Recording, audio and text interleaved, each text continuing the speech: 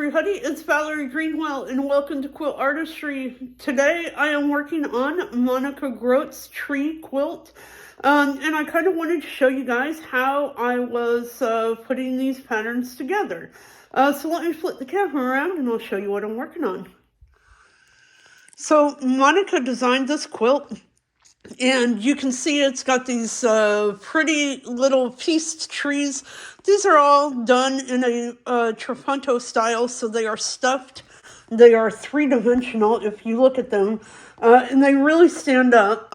So when I saw this quilt, my first thought was that I wanted to give it kind of a Van Gogh style background. As you can see, here was some of these swirls and curls and stars. And I just knew that that was going to be the perfect elements for this quilt. Now, one of the first things that I had to do was create a division between the top of the quilt and the bottom of the quilt to give it kind of a horizon line. So what I did was I just drew a line. It's very, very faint. I used a white fabric pencil to kind of draw this in here. There it is right there. I used a fabric pencil to draw in kind of this faux horizon line. And I carried that all the way across the quilt. That one makes it easier to see right there. And I'm carrying that line all the way across from the left all the way to the right side of the quilt. That is going to give me a separation between what should be sky and what should be foreground. It kind of gives it a little bit of balance. And so that's what I'm working on with that. So let me show you some of these patterns that I selected and show you how I went about putting them together. Okay, so all of these patterns that I selected were bits and pieces of other patterns.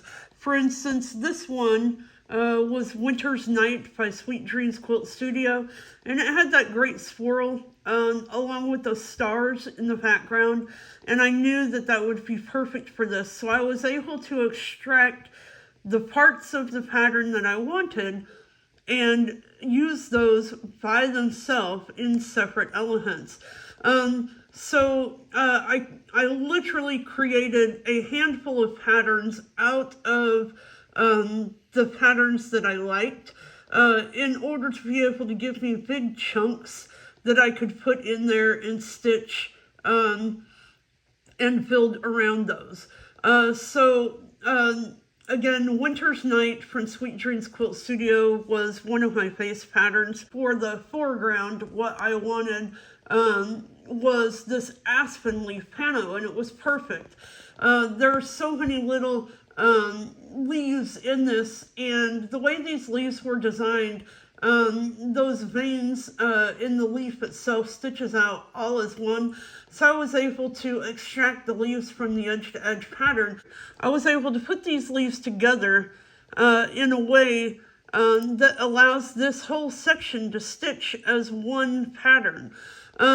It took me a little bit longer to do that way, but the beauty of that is that I'm only going to have a single tie-off on that whole section of the pattern. So when I'm working on these art quilt patterns, for me, it's really important to minimize the number of tie-offs that I have on the face of the quilt. So tying all of these patterns together, it does take more time to build these, to fit the space and then connect them. But I like the idea of only having one or two tie-offs per section in the quilt. I'll have one tie-off for the leaf section and then a separate tie-off for the sky. So mostly what I use when I'm doing this is F7, which gives me the nodes. And once you have those nodes, of course, you can divide the nodes at certain points in order to be able to make connections from pattern to pattern. And that works very well for me.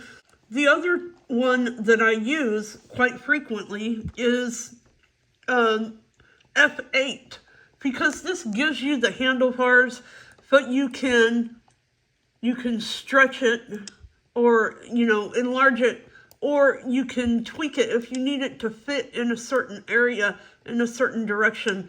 Then you can just give it those little tweaks as needed to make it fit in a particular spot.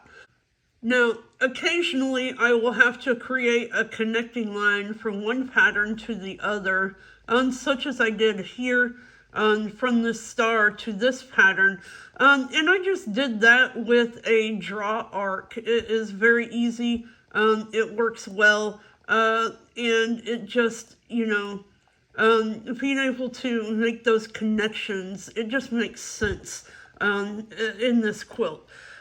So that's what I've got, and that's what I'm working with. I'm going to get the stitching, and then I'll come back and show you what it looks like when it's done.